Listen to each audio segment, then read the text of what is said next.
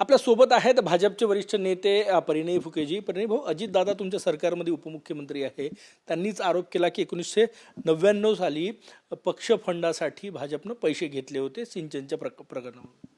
मला असं वाटतं की अजितदादाला ते निवडणुका हारतात आहे हे दिसत आहे आणि म्हणून या प्रकारचे काहीतरी बिनबुडाचे आरोप हे भारतीय जनता पार्टीचे करत आहे.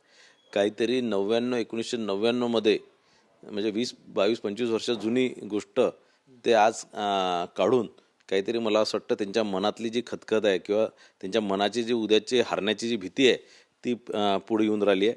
या प्रकारचा कोणताही एकही पैसा भारतीय जनता पार्टी कोणत्या कॉन्ट्रॅक्टरकडनं घेत नाही आणि कोणत्याही भ्रष्टाचाराच्या पैशाला कधी भारतीय जनता पार्टी हात लावत नाही, भारतीय जनता पार्टीचे नेते हात लावत नाही. मला असं वाटतं अजितदादांनी हे विसरू नये, कारण बावनकुळे साहेबांनी 2 दिवसा पहिलेच म्हटलं होतं की अजितदादांनी विसरू नये की आतापर्यंत जुने जे त्यांचे सिंचन घोटाळ्याचे जे केसेस आहेत ते फाईल जे आहेत ते आतापर्यंत बंद झालेले नाही आहे आणि या प्रकारचं स्टेटमेंट करून उद्या चालून असं नव्हे की कोर्टात परत आदेश देणार आणि हे सगळ्या फायली उघडून अजितदादांवरच कारवाई होणार. ते म्हटले पुरावेही आहे माझ्याकडे. इतकं नाही, अजितदादांकडे काही पुरावे वगैरे नाही आहेत आणि उद्या अजितदादांनी काय पुरावे देणार की त्यांनी त्यातले पैसे घेतले आणि त्यांनी भारतीय जनता पार्टीला दिले असं ते पुरावे देणार आहे. कारण त्यावेळेस तेही मंत्री होते त्या दरम्यान कधीतरी, त्यानंतर तेही मंत्री होते किंवा त्यावेळेस खडसे साहेब मंत्री होते मला वाटतं 99मध्ये.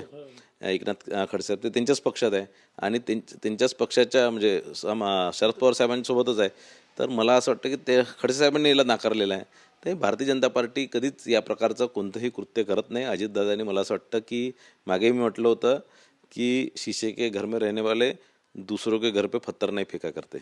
भाऊ, अजित पवार यांचे राजकीय सल्लागार जे आहेत नरेश अरोरा, त्यांच्या कार्यालयावर काल पुणे पोलिसांच्या क्राईम ब्रँचने रेड टाकलेली आहे. तपासणी केली कागदपत्रांची. नाही, ही सगळं रुटीन कारवाई, रुटीन तपासण्या असतात. काही तक्रारी झाल्या असतील, काही संशयास्पद काही तिथे ॲक्टिव्हिटी होत असणार आणि म्हणून ते पोलीस विभागाने कारवाई केली असणार किंवा तिथे चेकिंग केली असणार. तर मला असं वाटतं प्रत्येक गोष्टीला निवडणुकीसोबत जोडणं ही चुकीचं आहे. मुंबईमध्ये भगवा गार्ड हे ठाकरे बंधूंनी आणलं की मतचोरी रोखण्यासाठी नवीन ती फोर्स तयार केली त्यांची. प्रत्येक मतदान केंद्राबाहेर भगवा गार्ड असणार आहे. हा ठीक आहे, तर त्यांनी केलं पाहिजे. त्यांचे आता कार्यकर्ते शिवसेनेचे संपले, आता भगवे गार्ड आले. किमान या माध्यमातनं ते हिरवं सोडून भगवं त्यांना आठवलं, हेच याच्यातच मला असं वाटतं की त्यांनी स्वतःला धन्य समजावं. उद्धव ठाकरे म्हटले काल की कोणी पैसे द्यायला आलं तर कानाखाली वाजवा म्हणून, आणि एकूणच पैशाचे आरोपही या सगळ्या याच्यात होत आहेत. नाही, तर हे मी तुम्हाला सांगितलं, उद्धव ठाकरेजी हे फार पराजित मानसिकतेत आहे. परवा त्यांना माहीत आहे की मुंबई महानगरपालिकेचा काय निकाल होणार आहे आणि मग हारण्याच्या आधीच काहीतरी कारणं सांगा. हारल्यानंतर कारणं सांगितलं तर लोक आजकाल हास्यास्पद ते समजतात आणि लोक थोडं हसतात त्याच्यावर आणि त्याची टिंगल उडवतात. तर म्हणून आता निवडणूक हारण्याच्या पहिलेच नवीन ट्रेंड आता उद्धव ठाकरेजींनी चालू, हारण्याच्या पहिलेच निवडणुकीवर, पैशांवर, EVM या सगळ्या गोष्टींनी खापर फोडणं सुरू केलेलं आहे. काय वाटतं, मुंबई किंवा महाराष्ट्रात इमोशनल कार्ड चालेल की विकासाचं कार्ड, जे कार्ड घेऊन तुम्ही निवडणुकीत उतरलेले आहेत? महाराष्ट्रात उद्या महाराष्ट्राची जनता मतदान करणार आहे आणि जनता मतदान करताना 2च विषय बघतील. एक, महाराष्ट्राचा विकासाचा मॉडेल जो फडणवीस साहेबांनी उभा केला आणि दुसरा ब्रँड देवेंद्र.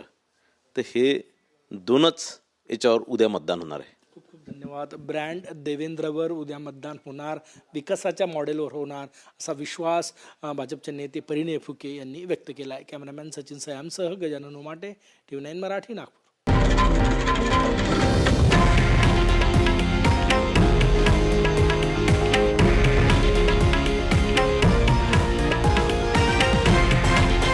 हे आहे देशातील नंबर 1 न्यूज नेटवर्क आणि आपण पाहत आहात TV9 मराठी, एकमेव.